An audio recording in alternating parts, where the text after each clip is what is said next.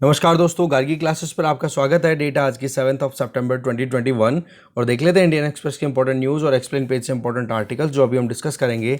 First news हम discuss करने वाले हैं, दैट इज़ अबाउट कि जहाँ जहाँ पर भी अभी तालिबान के अगेंस्ट में जैसे प्रोटेस्ट हो रहा था, जैसे कि पंजशीर प्रोविंस, वो भी अब तालिबान ने टेक ओवर कर लिया है।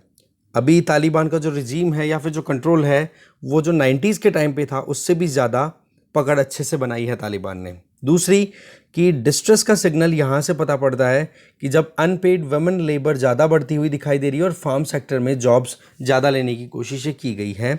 2020 वाला जो शुरुआती टाइम था उसमें, ठीक, अभी बेसिकली जुलाई 2019 से जून 2020 के बीच का लेबर सर्वे है, तो उसमें आप देख सकते हो जो फर्स्ट लॉकडाउन लगा था ना, वो टाइम इसमें इंक्लूडेड है। जानेंगे मुद्दे को। इसके अलावा हम देखेंगे कि मैसेजिंग, वीडियो कॉल्स और ब्लैकमेल्स, ये इस तरीके के एक मोडस ऑपरेंडी बने हुए हैं, कॉमन ऑपरेशन के तरीके हैं जिसके बेसिस पे फिशिंग क्राइम लगातार बढ़ते चले जा रहे हैं। मुद्दा जानेंगे। इसके अलावा एक्सप्लेन पेज पे आर्टिकल फिर से रिपीट हो रहा है, जिसमें अभी आपको पता ही है कि ministry of statistics and programme implementation, उसके द्वारा जो जीडीपी डेटा अभी रिलीज़ किया गया है फर्स्ट क्वार्टर के लिए, अभी जो 2021-22 फाइनेंशियल ईयर चल रहा है, तो उसमें बताया जा रहा है कि इकोनॉमी की रिकवरी जो है वो एल शेप्ड है, ना कि वी शेप्ड। अब यहाँ पर एल शेप कैसे है, ये जो ग्रीन वाली डार्क ग्रीन कलर की जो लाइन है वो आप देख सकते हो जिस तरफ जा रही है, उसकी बजाय अगर वी शेप होती तो ये एकदम वर्टिकल राइज लेता, राइट।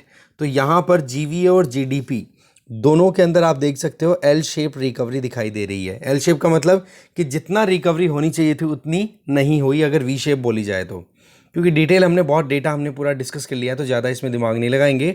हम जो देखेंगे वो है कि हेल्थ जर्नल में बहुत सारे, लगभग 220 लीडिंग हेल्थ जर्नल्स ने एक साथ एक एडिटोरियल प्रिंट पब्लिश किया है कि क्लाइमेट चेंज को कंट्रोल करना बहुत ज़्यादा ज़रूरी है। दूसरा हम देखेंगे कि मॉडर्ना का जो mRNA बेस्ड वैक्सीन कैंडिडेट है, ये HIV के लिए वैक्सीन के लिए एक आशा की किरण लेकर के आया है। जानेंगे थोड़ा बहुत मुद्दा। इसके अलावा इकोनॉमी पेज पे हम फर्स्ट आर्टिकल देखेंगे, that is about code of conduct, जिसमें कि जो insolvency and bankruptcy board of India, उनके द्वारा कोड ऑफ कंडक्ट फाइनलाइज किया गया है। जो कमिटी ऑफ क्रेडिटर्स हैं वो कैसे काम करेंगे उनके लिए जानेंगे। दूसरा, इधर कॉमन सर्विस सेंटर्स को अब अप्रूवल दे दिया गया है, जिससे कि वो पासपोर्ट सर्विस में जो डेटा कलेक्शन का काम होगा, जैसे कोई डॉक्यूमेंट कलेक्शन करनी हो तो वो की जा पाएगी। ठीक है, ये देखेंगे।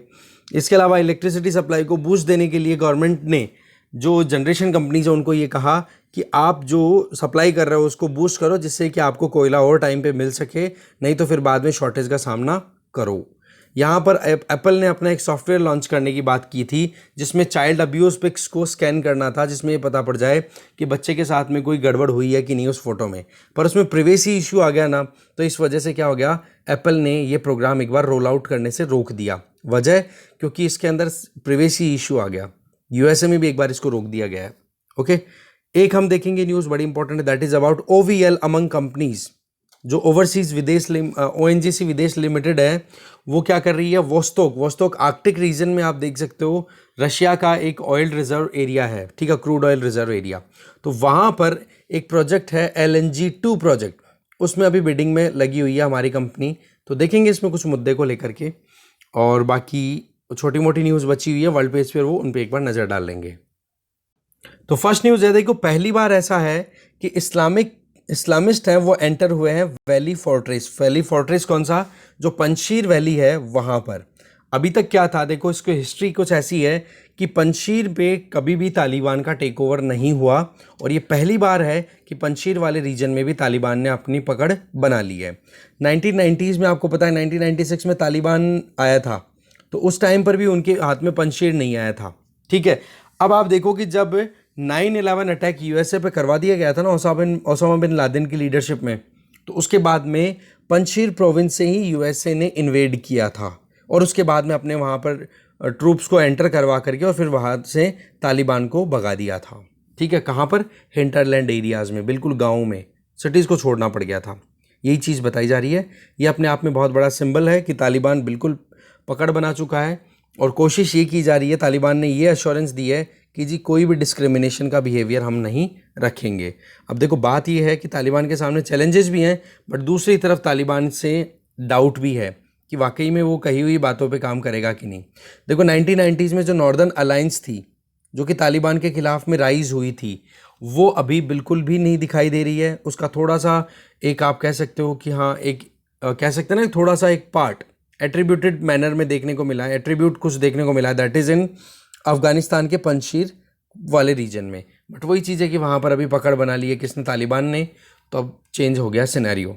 इसके अलावा दूसरी चीज़ें देखें, नेक्स्ट न्यूज़ है जुलाई 2019 से जून 2020 के बीच में लेबर सर्वे अभी करवाया गया, और उस लेबर सर्वे में ये निकल के आया है कि डिस्ट्रेस बहुत ज़्यादा हुई है इकोनॉमिकली, और उसकी वजह से ज़्यादातर लोग जो हैं फार्मिंग सेक्टर में वापस जॉब में लग चुके हैं, और ज़्यादातर जो वुमेन है, वुमेन लेबर, वो अनपेड काम ज़्यादा कर रही है।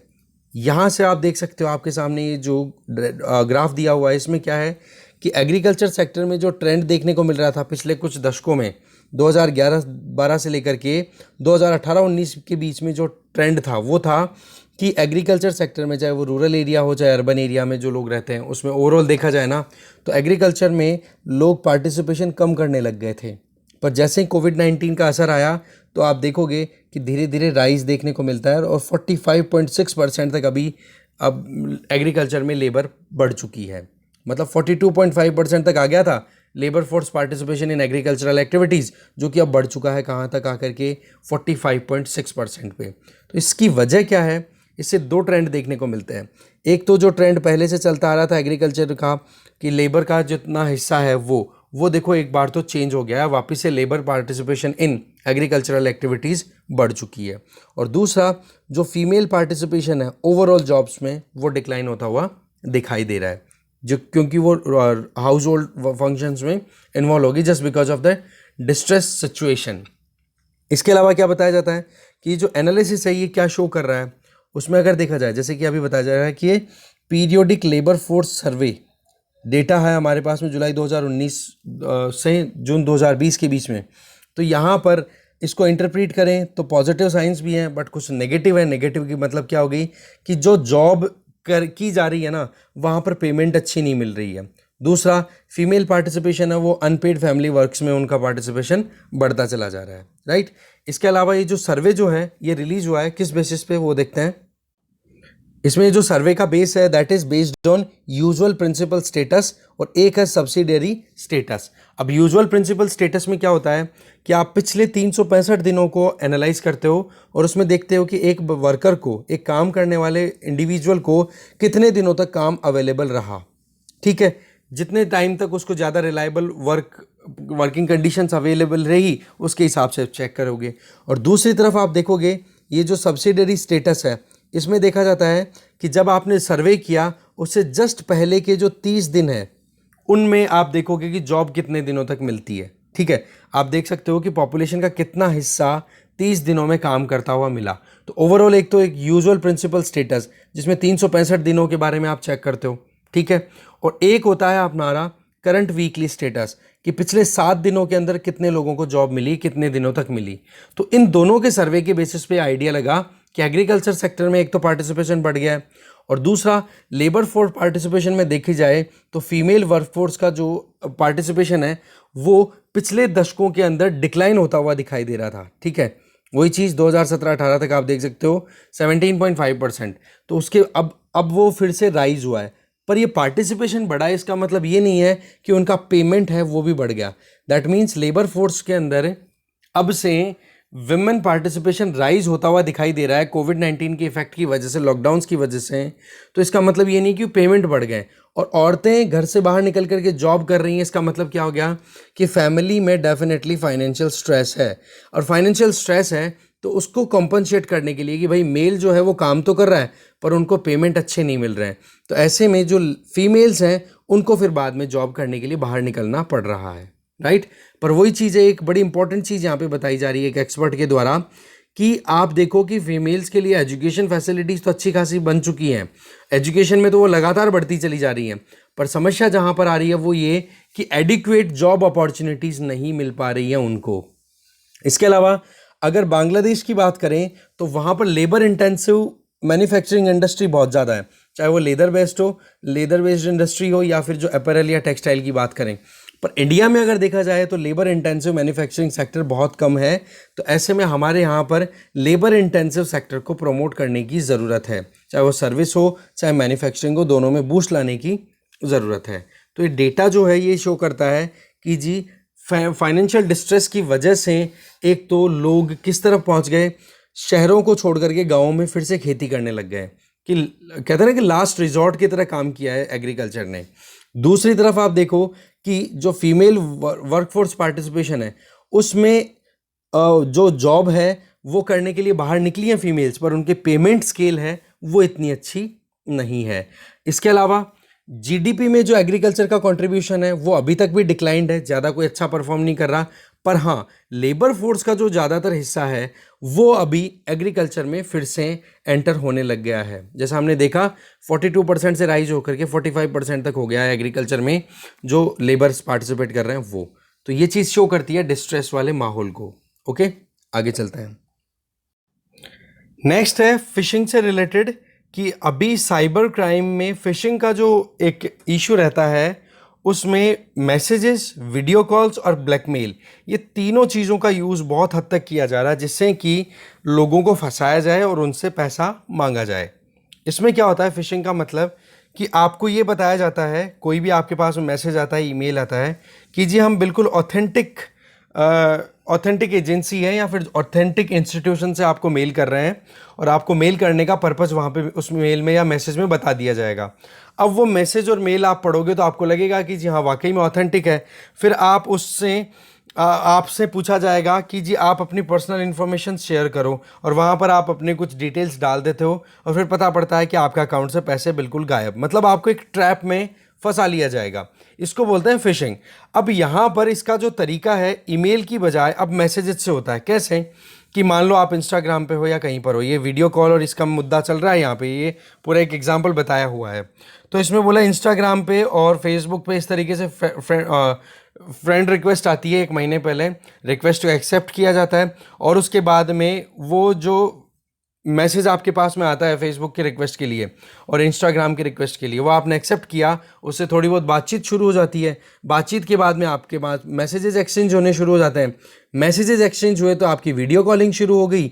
वीडियो कॉलिंग शुरू हुई तो वीडियो कॉलिंग के अंदर बिल्कुल भी नेकेड वे के अंदर कोई औरत आती है और वो अपनी इमेजेस शो करना शुरू कर देती है, और वो 15 से 20 सेकंड का वीडियो कॉल करती है। और उसके अंदर क्या होता है कि इस तरफ तो स्क्रीन के ऊपर जो बंदा है, जैसे कि आप या फिर कोई भी जिसको भी ट्रैप करने की कोशिश की जा रही है, ठीक है, तो अगर वो वहाँ पर फंस गया तो उस केस में क्या हो जाता है कि इधर तो वीडियो कॉल में उसकी इमेज हो गई और इधर वो लेडी क्या करेगी, अपनी अश्लील हरकतें दिखाने की कोशिश करेगी और इसको फिर स्क्रीन रिकॉर्ड कर लेगी। अब स्क्रीन रिकॉर्ड कर लिया मटेरियल 15-20 सेकंड का, और फिर उसके बाद में उसको इंडिविजुअल को जिसको ट्रैप करना है उसको क्या बोलेगी कि अभी ये जो 15 मिनट या 15 सेकंड की जो मैंने वीडियो रिकॉर्डिंग अभी की है ये देख लो, इसको मैं वायरल कर दूंगी, या तो आप मुझे पैसे दो। इस तरीके से केस होता है। और वो बंदा कह देता है कि तुम्हारे मन में आए ना जहाँ पे शेयर करो, मुझे कोई फ़र्क नहीं पड़ता। और उस लेडी ने इसको एडिट किया वीडियो को, और बहुत ही गलत तरीके से रिप्रेजेंट करते हुए उसके रिलेटिव्स, जो बंदा था उसके रिलेटिव्स के पास में वो भेज देती है। तो ऐसे में उसकी रेपुटेशन को कितना हार्म हो गया। अब यहाँ पर ये एक अपने आप में खुद की एक रेपुटेशन को बचाने के लिए वो बंदा पैसे देगा, मजबूर हो जाता है। तो ये तरीके अपनाए जा रहे हैं अभी। तो ऐसे में आप इन चीज़ों से बचें। कोई भी अननोन एंटिटी से अगर फ्रेंड रिक्वेस्ट आए तो उनको बिल्कुल एक्सेप्ट ना करें, और ये अवेयरनेस फैलाना बहुत ज़रूरी है। नहीं तो आप समझ सकते हो कि कितना ज़्यादा यहाँ पे एक ट्रैप क्रिएट हो सकता है। राइट, आगे चलते हैं। ये फिशिंग का मुद्दा था, डिटेल में जानने की कोशिश की, एग्जाम्पल भी जाना, फिशिंग क्या होता है वो भी हमने देखा। आगे चलते हैं। नेक्स्ट आर्टिकल है कि हेल्थ जर्नल्स ने क्यों क्लाइमेट चेंज को कंट्रोल करने के लिए अभी ये बात उठाई है।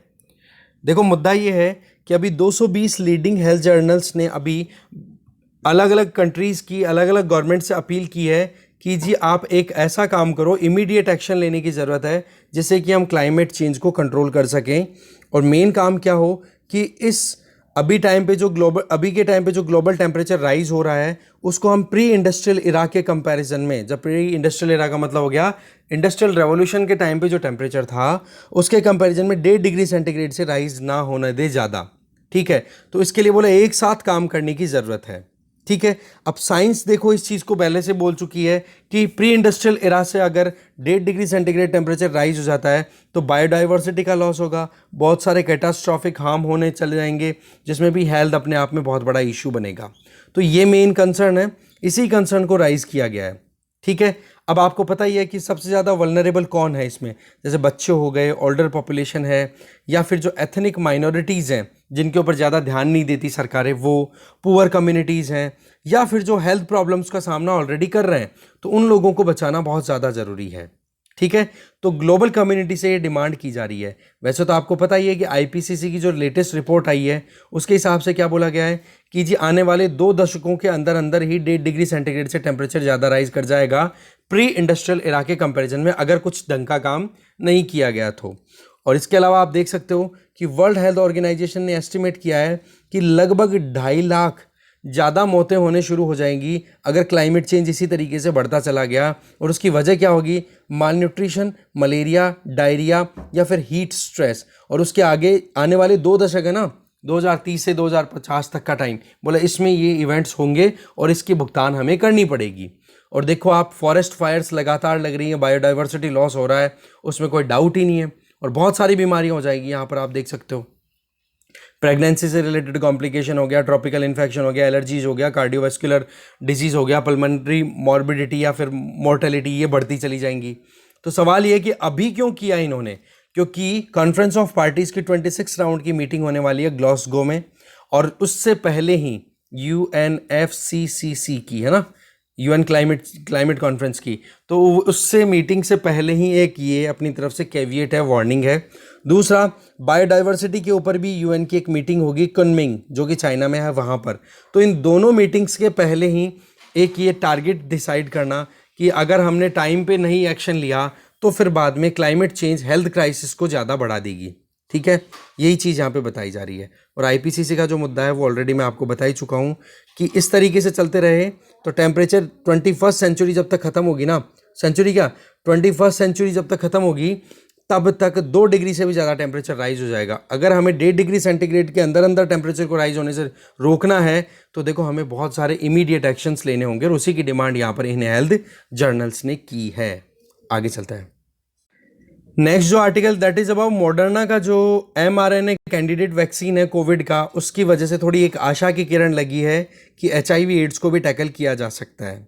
ठीक है, तो HIV का बर्डन देखते हैं। सबसे पहले तो आपको ये तो पता ही है कि HIV जो है अपने आप में ग्लोबल एपिडेमिक बनकर के अभी ज़बरदस्त तरीके से फैला हुआ है। वो बात अलग है कि पीक था 2000 में पीक पे आया था, फिर उसके बाद में धीरे धीरे कंट्रोल हो गया, जिसमें अवेयरनेस और जो प्रिवेंटिव अप्रोच है वो अच्छे से काम कर रही है। पर सवाल ये है कि अभी तक भी 2000 की बात करें, आज 2021 में हम चल रहे हैं, 21 साल हो गए पीक को गए, उसके बावजूद अभी तक भी इस बीमारी को टैकल करने के लिए, मान लो किसी का इन्फेक्शन हो गया HIV का, तो उसके लिए कोई ट्रीटमेंट अवेलेबल नहीं है। ठीक है, तो ऐसे में देखो वर्ल्ड हेल्थ ऑर्गेनाइजेशन के हिसाब से ये बताया जाता है कि लगभग 36.3 मिलियन लाइव्स हैं वो मतलब इतने लोगों की डेथ हो चुकी है HIV एड्स की वजह से। ठीक है, ये WHO का डेटा है, लिख सकते हो। इसके अलावा आप देख सकते हो कि अभी लगभग 37.7 मिलियन इंडिविजुअल्स हैं जो कि HIV के साथ जी रहे हैं, और ये डेटा है एंड ऑफ 2020, मतलब 2020 दिसंबर तक आते आते ये डेटा है। इसके अलावा जो नेशनल एड्स कंट्रोल ऑर्गेनाइजेशन है, जो कि इंडिया में HIV एस्टिमेशन के लिए काम करता है 2019 में, तो उनके हिसाब से ये है कि इंडिया में 2019 में लगभग 23.48 लाख ऐसे लोग हैं जो HIV के साथ जी रहे हैं। और जो HIV की प्रेवलेंस है ना, मेनली वो मिलेगी आपको 15 to 49 ईयर्स एज ग्रुप में। और उसकी वजह से ही आप, अब ये कौन सी एज है? रिप्रोडक्टिव एज है, जहाँ पर बच्चे पैदा करने का टाइम होता है एक फीमेल के लिए। इस पर्टिकुलर एज सेक्शन में आपको ज़्यादातर HIV की केसेस इंडिया में मिलेंगे। अब बात यह है, वैक्सीन है वो आइडिया तो दे रहा है, इल्यूसिव है, पर ये नहीं कि परफेक्ट कोई ऑप्शन दे रहा है। पर वही चीज़ है कि कोविड के वायरस को टैकल करने में जिस तरीके से काम किया है और RNA बेस्ड ये काम हो रहा है, तो बोले इसी तरीके से हम भी हमारी बॉडी में अगर T सेल रिस्पॉन्स को अगर और भी ज़्यादा स्ट्रेंथन कर दें तो HIV का जो एक प्रोटीन एनवेलप तैयार होता है ना, HIV का जो वायरस होता है, उसको अगर टी सेल्स को उसके लिए तैयार कर दिया जाए तो काम हो सकता है। और इसके लिए mRNA बेस्ड टेक्नोलॉजी है ना, ये बड़ा ऑप्शन देती है। तो अब देखेंगे, टाइम बताएगा आगे क्या होता है। बाकी HIV के लिए अभी प्रिवेंटिव अप्रोचेस ज़्यादा हैं, थेरेपेटिक की बजाय, मतलब वही है कि क्यूरेटिव अप्रोचेज इतनी अच्छी अवेलेबल नहीं है, पर फिर भी अवेयरनेस के चलते हैं एचआईवी को बहुत हद तक कंट्रोल किया जा चुका है। नहीं तो 2000 के टाइम पे पीक पे पहुंच गया था एक बार एचआईवी। ओके, तो करना क्या, आपको एचआईवी एड्स के बारे में पूरा डिटेल पढ़नी है, एक्वायर्ड इम्यूनो डेफिशिएंसी सिंड्रोम। ठीक है, आगे चलते हैं। देखो फिर आ गया इकोनॉमी पेज पे, जिसमें बताया जा रहा है कि अब कोड ऑफ कंडक्ट तैयार किया गया है जिससे कि जो कमेटी ऑफ क्रेडिटर्स हैं वो क्या फेयर वर्क कर सके और टाइम पर रेजोल्यूशन को कर सकें। देखो होता क्या है, इंसॉल्वेंसी एंड बैंक्रप्सी कोड क्यों लाया गया था 2016 में, कि मान लो किसी कंपनी ने बहुत सारे लोन लिए थे और वो लोन को रीपे नहीं कर पा रही है, तो ऐसे में उस कंपनी को इंसॉल्वेंट डिक्लेयर कर दिया। फिर बाद में उसको जब एडजुडिकेट किया किसी एक पर्टिकुलर अथॉरिटी के द्वारा कि जी ये कंपनी वाकई में ये पैसे रिटर्न करने लायक है कि नहीं, तो फिर उसके बाद में अगर वो अथॉरिटी ये बोल देती है कि हाँ वाकई में पैसे रिटर्न करने लायक नहीं है, तो उस कंपनी को डिक्लेयर कर दिया जाता है बैंकरप्ट। ओके, अब ये जो इंसॉल्वेंसी एंड बैंकरप्सी कोड आया था ये इसी तरीके की कंपनियों को हैंडल करने के लिए कि जी कंपनियां बर्बाद हो चुकी हैं, रिटर्न जा नहीं रहा है, जो भी उधार लिया हुआ था ना तो उसका इंटरेस्ट जा रहा है ना उसका प्रिंसिपल जा रहा है, तो क्या किया जाए। तो बोले यहाँ पर मैनेजमेंट को चेंज करने की कोशिश की जाए, अगर ज़रूरत पड़े तो जो भी ऑनर्स हैं उनकी ऑनरशिप चेंज कर दी जाए, और जिन लोगों ने उधार दिया है उनकी उधार को उनको रिटर्न कर दिया जाए। तो इन चीज़ों को स्पीड से करने के लिए इंसॉल्वेंसी एंड बैंक्रप्सी कोड लाया गया था। बट अभी आप देखो कि आईबीसी के तहत जितने भी केसेज आए उनमें 75% केसेज ऐसे हैं जो कि इंसॉल्वेंसी एंड बैंक्रप्सी कोड के तहत जो 270 दिनों की टाइमलाइन दी हुई है ना उसको भी ब्रीच कर चुके हैं। दैट मीन्स 270 दिनों से भी ज़्यादा दिनों तक अभी तक वो पेंडिंग पड़े हैं, अभी तक सॉर्ट आउट नहीं हो रहा है। और उसके पीछे वजह क्या आती है कि ये जो कमेटी ऑफ क्रेडिटर्स होती है ना, उधार देने वाले लोगों की एक कमेटी जो बैठ करके डिसीजन लेगी कि कंपनी का फ्यूचर क्या होना चाहिए, तो वो उधार देने वाले जो लोग हैं ना वो लोग कई बार आनाकानी करना शुरू कर देते हैं, और इसकी वजह से नुकसान होता है किसको, उस कंपनी को खुद को। क्योंकि जो कॉरपोरेट डेटर है, उधार लेने वाला है, अगर उसकी कंपनी को डिक्लेयर कर दिया कि ये कंपनी बर्बाद है और उसके बाद में उस कंपनी का रेजोल्यूशन करने में अगर ये कमिटी ऑफ क्रेडिटर्स डिले करती चली जाएगी तो इसमें कितना नुकसान हो जाएगा। क्योंकि मार्केट में वैल्यू क्या है, एक इमेज की तो वैल्यू है ना, शेयर्स किसके बिकते हैं ज़्यादा, किसके शेयर्स की वैल्यू ज़्यादा होती है कि जी हाँ ये कंपनी ग्रोथ कर रही है, इस कंपनी में बहुत बढ़िया प्रोग्रेस दिख रही है हमें क्योंकि मैनेजमेंट बड़ा अच्छा है इस कंपनी का। तो वहाँ पर देखो कॉर्पोरेट डेटर के ऊपर तो बोझ बढ़ता चला जाएगा ना। अगर ये जो क्रेडिटर्स हैं, अब क्रेडिटर्स भी 2-3 तरीके के होते हैं, एक तो फाइनेंशियल क्रेडिटर्स जिन्होंने पैसा उधार दिया था, एक ऑपरेशनल क्रेडिटर्स जिन्होंने कोई मशीनरी या फिर कोई भी इक्विपमेंट था वो उधार में दे दिया कि हाँ चलो ठीक है इतने पंखे चाहिए आपको अपनी कंपनी में लगाने के लिए, लो जी इतने करोड़ के पंखे हम आपको उधार में देते हैं, आप चुका देना धीरे धीरे। पर हुआ क्या, कंपनी हो गई बर्बाद। पर ऐसे में कॉर्पोरेट डेटर की अगर कोई गलती नहीं है, फिर यहाँ पर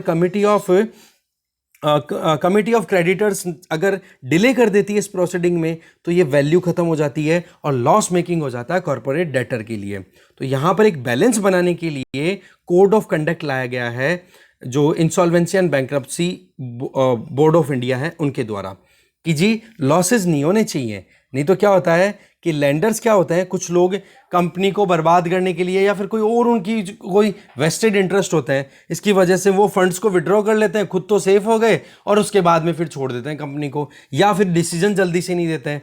तो इसमें क्या कोड ऑफ कंडक्ट में क्या डिसाइड कर दिया कि जितने भी क्रेडिटर्स वहाँ पर प्रेजेंट है, चाहे ऑपरेशनल हो चाहे फाइनेंशियल क्रेडिटर्स हो, उनमें अगर मेजोरिटी नहीं है डिसाइड कर लिया ना और ये डिसीजन हो गया, वहाँ पर क्या एम्पावरमेंट दे दी कि जो कमिटी ऑफ क्रेडिटर वहाँ पर बैठी है और अगर उन लोगों ने ये डिसीजन ले लिया कि हमें शेयर की वैल्यू को डाउन करना है, हेयर कटिंग करनी है, तो उन चीज़ों को भी अलाउ करने में अगर जो लोग मना कर रहे हैं, मान लो कि वहाँ पर इस चीज़ को अप्रूवल दे दिया कि जी हाँ कंपनी के शेयर्स हैं उनकी वैल्यू हम डाउन करने वाले हैं थोड़ी सी, जिससे कि कंपनी में लोग इन्वेस्ट करना शुरू कर दे, और हम मैनेजमेंट को भी चेंज कर देंगे कि स्कोप भी दिखेगा तो अपने आप से इन्वेस्टमेंट वहाँ पर राइज होगा।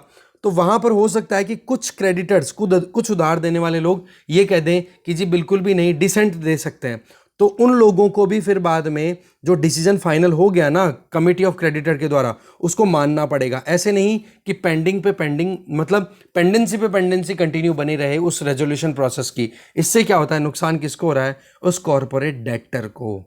ठीक है ना, तो ये चीज़ यहाँ पे बताई जा रही है, जिसमें आप देख सकते हो यहाँ पे भूषण स्टील वाला जो प्रोसेस है उसमें आप देखो कि कितना नुकसान ऑलरेडी हो चुका है वहाँ पर। ये एक तो मुद्दा ये हो गया 75% केसेस ऐसे जो कि आईबीसी में 270 दिन की जो लिमिट है उसको ब्रीच कर चुके हैं।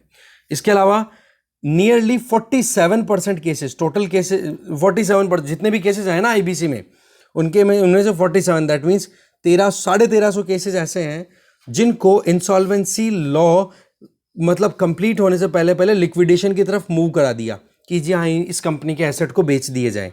अब आप देखो सारा प्रोसेस हो गया, पर अभी तक भी फाइनल जो कमेंसमेंट होना चाहिए ना इंसॉल्वेंसी प्रोसीजर का, वो नहीं हो पा रहा है। दैट मीन्स डिसीजन हो गया, इंप्लीमेंटेशन नहीं हो रहा है, तो क्या वो नुकसान हो गया कि इरोड हो जाती है उस कंपनी की वैल्यू।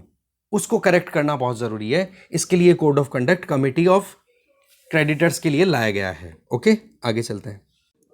नेक्स्ट देखो न्यूज़ है that is about OVL. OVL का मतलब हो गया ओएनजीसी विदेश लिमिटेड।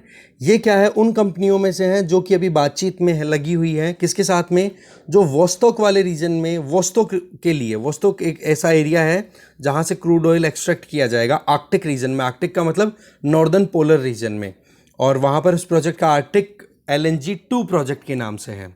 तो ओएनजीसी विदेश लिमिटेड मेजर एनर्जी कंपनीज में से है जो कि रशिया के वोस्तोक ऑयल प्रोजेक्ट के लिए बातचीत कर रही है, जिसमें टारगेट होगा कि लिक्विफाइड गैस प्रोजेक्ट जिसको हम बोल रहे हैं आर्कटिक LNG 2, उससे क्या होगा कि ऑयल एक्सट्रैक्ट, अगर ये प्रोजेक्ट फाइनलाइज होता है तो इंडियन कंपनी वहाँ से क्रूड ऑयल एक्सट्रैक्ट करेगी, निकालेगी ज़मीन से। ठीक है, बताया ये जाता है कि वोस्तोक ऑयल प्रोजेक्ट अगर वहाँ पर इंस्टॉल कर दिया जाता है तो लगभग 6 billion tonne crude oil, that means लगभग 44 बिलियन बैरल क्रूड ऑयल है वो अवेलेबल हो जाएगा उससे। ठीक है, तो इसमें देखो बातचीत हो रही है, अब रिजल्ट क्या निकलता है वो टाइम बताएगा। अब वोस्तोक ऑयल वाला जो रीजन है यहाँ पर इंडिया क्यों एंगेज कर रहा है, क्योंकि रशिया जो है वो ईस्टर्न इकोनॉमिक फोरम व्लादिवोस्तोक, अगर रशिया का आप मैप देखो तो इधर इस तरीके से अगर फैला हुआ देखो तो इधर जापान की तरफ में जो एरिया है ना वहाँ पर ये प्रोजेक्ट काम होगा। ठीक है, तो थोड़ा आप ये ध्यान रखें, व्लादिवोस्तोक वाले रीजन में ईस्टर्न इकोनॉमिक फोरम। इसमें देखो हमारे प्रधानमंत्री नरेंद्र मोदी जी विजिट पे भी गए थे, 2-3 साल पहले की बात है, और वहाँ पर रशिया इंडिया को क्यों इनवाइट करता है, इसके पीछे वहाँ पर देखो बहुत गजब की सिनेरियो निकल के आई थी। वो ये कि चाइना है वो अपने लोगों को लगातार ईस्टर्न रशिया में डिप्लॉय कर रहा है।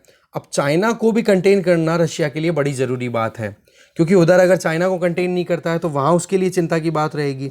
दूसरी तरफ कि इंडिया से बढ़िया कोई रिलायबल ऑप्शन रशिया को दिखता नहीं है, तो उस केस में ईस्टर्न इकोनॉमिक फोरम में रशिया के साथ में इंडिया ऑलरेडी एंगेज कर रहा है, क्योंकि रशिया में पॉपुलेशन कम है, जोग्राफिकल एरिया बहुत ज़्यादा है, और ईस्टर्न रशिया है ना साइबेरियन एरिया का, वो देखो इतना डेवलप्ड नहीं है। तो वहाँ पर डेवलपमेंट लाने के लिए रशिया ने, ये आप कह सकते हो कि ईस्टर्न इकोनॉमिक फोरम के ऊपर काम करना शुरू किया, और उसमें इंडिया एक इम्पॉर्टेंट प्लेयर है, ये ध्यान रखें आप। ठीक है, तो ये कुछ इंपॉर्टेंट बातें थी जो हमें देखनी थी। इसके अलावा देखो एशियन डेवलपमेंट बैंक ने तमिलनाडु को लोन अप्रूव कर दिया है, वो सारी चीज़ें हैं, तो ADB के बारे में आप एक बार पढ़ लो। इसके अलावा वर्ल्ड पेज पे अगर देखें तो अमेरिका और तालिबान के बीच में थोड़ी बातचीत ऐसे खिंच रही है कि अभी भी बहुत सारे अमेरिकन्स या फिर जिन लोगों ने अमेरिका का वीज़ा लिया हुआ उन लोगों को तालिबान यहाँ से मजारी शरीफ से एयरपोर्ट से जाने नहीं दे रहा है।